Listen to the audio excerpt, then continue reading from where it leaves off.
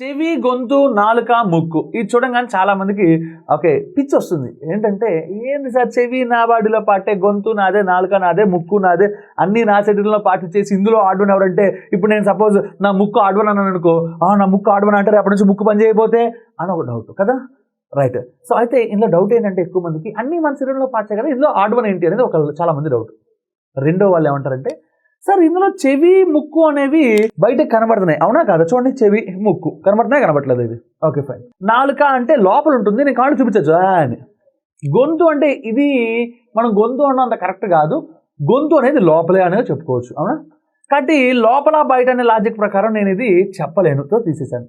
మరి ఎలా చెప్పాలి ఇక్కడ అంటే మనకి జ్ఞానేంద్రియాలు అని తెలుగులో ఒక 5 ఉన్నాయమ్మా. ఏంటమ్మా అవి? జ్ఞానేంద్రియాలు, ఓకేనా, రైట్ అమ్మా. సెన్సింగ్ ఆర్గాన్స్ అంటాం ఇంగ్లీష్లో, అవునా? ఆ జ్ఞానేంద్రియాలు 5. అందులో మొదటిది ఏంటమ్మా? కళ్ళు, ముక్కు, చెవి, ఓకే.